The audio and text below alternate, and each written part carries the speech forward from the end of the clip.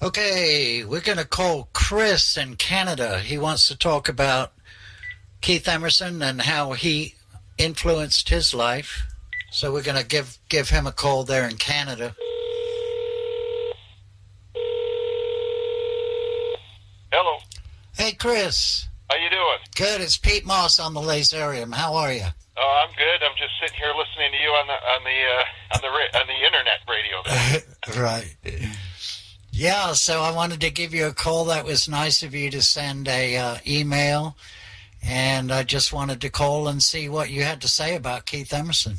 Well, I'll start from the beginning when I first heard them.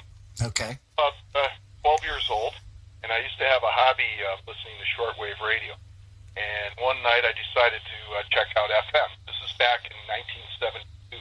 And I heard pictures at an exhibition. Wow, never heard anything like this. And the synthesizer part came on, and wow, never heard anything like that. So that was my introduction to them. And I didn't know who they were.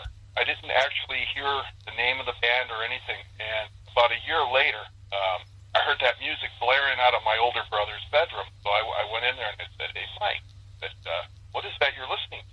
I had a paper route back then, so I went out and bought the album, and I liked it. And I went out and bought all the rest that were out at that time. I think I bought Brain Sell It when it came out.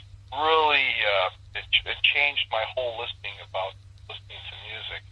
Before that, I was listening to Cream and Led Zeppelin, Black Sabbath, stuff like that. So about around 1974, April 74, my brother and his friends were going to the California Jam, and I was about 13 at the time. So I wanted to go, but my folks wouldn't let me go. So I had to settle for watching it when it was aired on ABC television. And it just, after seeing them play, and my dad's a jazz musician, world-class jazz trumpeter, Sam Noto. And he's sitting there watching this stuff, and Emerson's doing his piano improvisations, and he took notice because he would throw in some Dizzy Gillespie and different things. My dad's like, "Jazz, what's going on here?" So that's when I made my connection musically with my father. Right. Yeah, so that was really cool. So this was in Las Vegas. I lived in Vegas at the time. Being that son of a musician, you can imagine how many times we moved. We ended up in Canada, and that's where I am now. My dad got a record deal in New York and decided he wanted to play jazz instead of doing the Vegas thing. So we came here, and I always wanted to meet Keith, but the closest I came to meeting him was during the Three show. I was outside the venue, and I was talking to Carl Palmer. He came out, and I was talking to him, and I talked to Robert Berry earlier in the show. And we've sort of communicated back and forth now since then. He remembers me, as I'm a bass player myself. So here comes Keith walking with a couple of guys. So I was trying to talk to him, and I guess he didn't want to talk, but he went in the trailer. Anyhow, that was my close experience of possibly meeting him. Now, I knew of Keith's love of jazz, and I figured if he heard my father's stuff, he'd really like it. So through MySpace, I guess this was around 2006, I sent a message to his son, Aaron.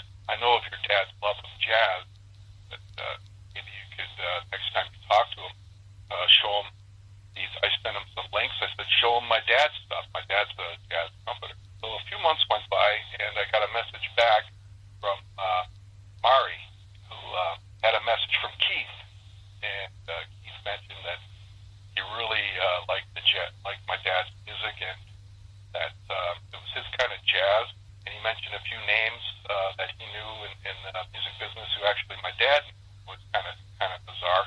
But he said, give your dad my regards and this and that. So I thought that's really cool. Wow, too bad he didn't ask you over for a Coke or something, Well, I would have loved that, but I may have even jumped on a plane and flew to California. No, I mean, I've been back and forth to Vegas quite a few times. I still have friends there, and I played in bands there myself back in the early '80s and that. But right. I would have loved to have met Keith. When I heard that he passed, and I didn't know how he passed, but my brother phoned, my younger brother, not the lucky one that went to the California Jam.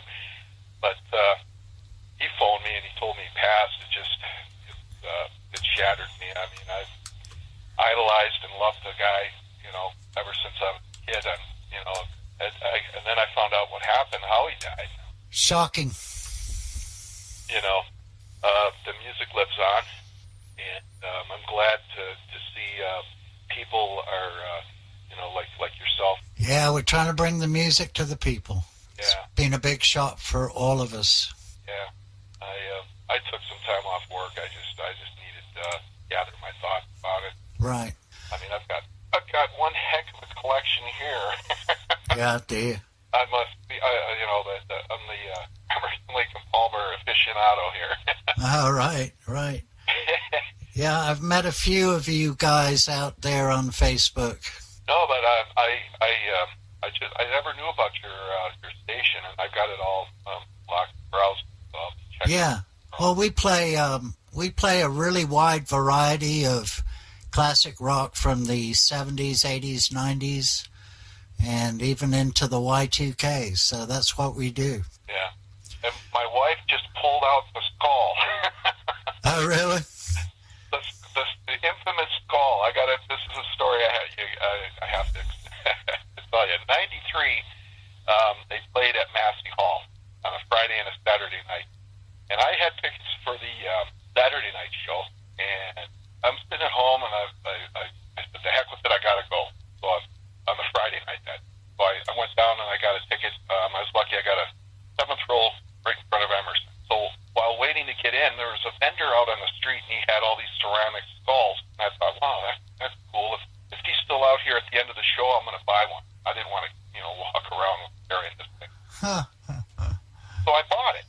And after the show, I went to where the band came out in the back of the bus, and they came out, and Emerson and Palmer got on the bus, and Lake stood there and started talking to everybody. So I pulled the skull out. I actually went and bought the skull, and I said, Greg, do you mind signing my brain cell surgery skull? He starts laughing. He got a kick out of it.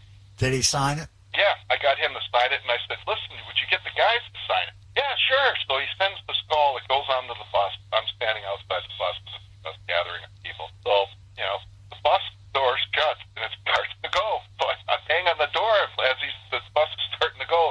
He stops, opens the door, goes, what's the problem? I said, my skull. You got my skull. He yells back, send up the skull. Skull comes back. I got all their autographs on it. That's That fantastic. was Friday night. Saturday night, my brother gets backstage pass, buys the same skull. He's backstage, and it's funny. He pulls out the skull, and they're like, hey, didn't we sign that last night? He goes, no, that was my brother. That figures. The guy's got a kick out of that. That's funny. Well, Chris, it's been great talking to you. We got to go and play some more music. Okay, do that, and I really appreciate hearing all this great music on your internet station, and I got to say, welcome back, my friends, to the show that never ends. Gotcha. Ladies and gentlemen, Emerson, Lake, Palmer. All right. Take care. The station with the best music. Best music. I love the music. Best music. WLZA, Lazerium Radio Creative.